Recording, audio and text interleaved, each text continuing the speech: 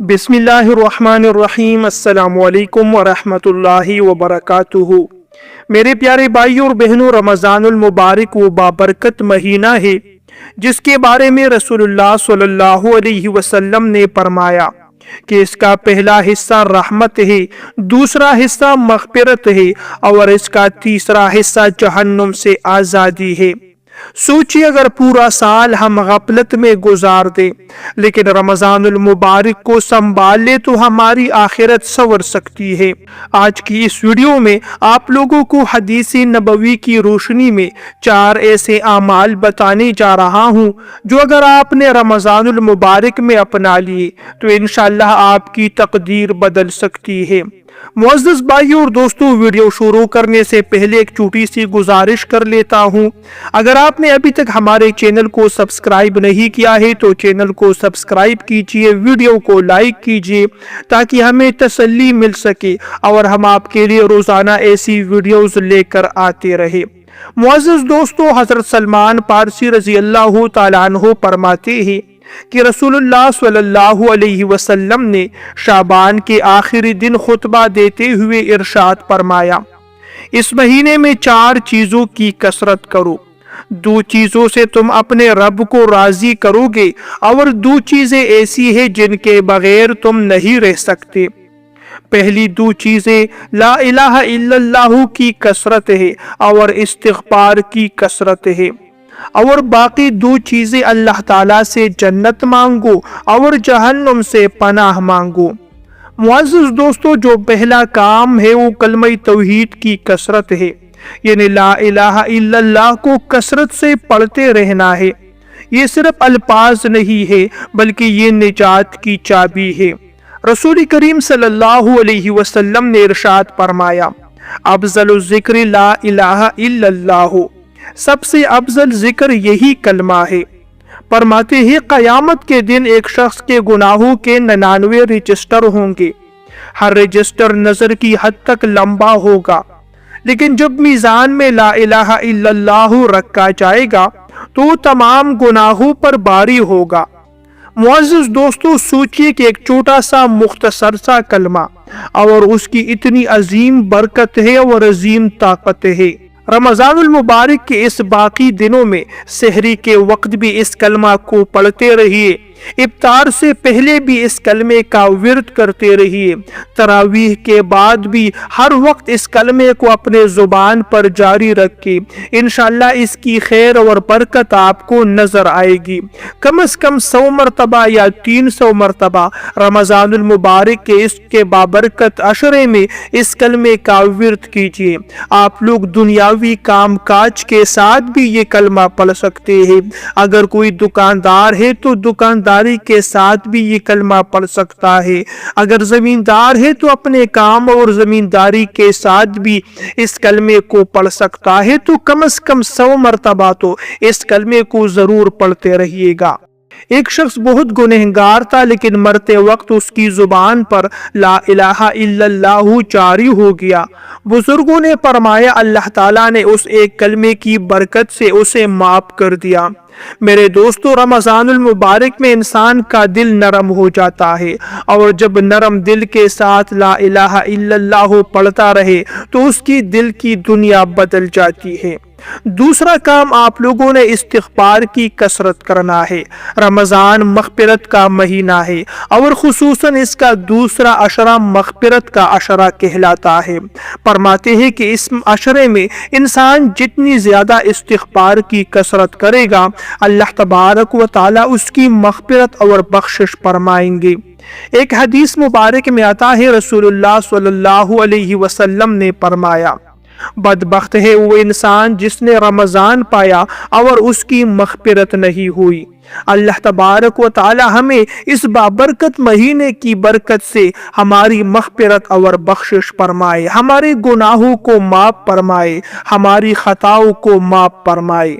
इस्तिग़फ़ार का मतलब क्या है? इस्तिग़फ़ार का मतलब ये है कि अल्लाह, मैं मानता हूँ कि मैंने गुनाह किया है, मैंने गलती की है, मैंने आपकी नाफरमानी की है। मैं अपने गुनाहों पर नदामत करते हुए तौबा करता हूँ, आपसे माफ़ी मांगता مانگتا ہوں۔ تو آپ نے اللہ تبارک و تعالیٰ سے روتے ہوئے گڑگڑاتے ہوئے اپنے گناہوں کی معافی مانگنی ہے، اپنے خطاؤں پر روتے ہوئے توبہ اور استغفار کرنا ہے۔ قرآن پاک میں اللہ تبارک و تعالی ارشاد فرماتے ہیں استغفروا ربکم انہ کان غفارا یرسل السماء علیکم مدرارا ویمددکم باموال وبنین۔ استغفار کے کرنے سے انسان کے گناہ معاف ہو جاتے ہیں، بارش ہوتی ہے، رزق میں اضافہ اور برکت پیدا ہوتی ہے، اولاد نصیب ہو جاتی ہے۔ حضرت حسن بصری رحمت اللہ علیہ کا ایک مشہور واقعہ ہے کہ جب بھی اس سے کسی نے پوچھا تو اس نے ہر مسئلے کا حل استغفار بتایا، کیونکہ استغفار اللہ تعالیٰ کی رحمت کو کھینچتا ہے۔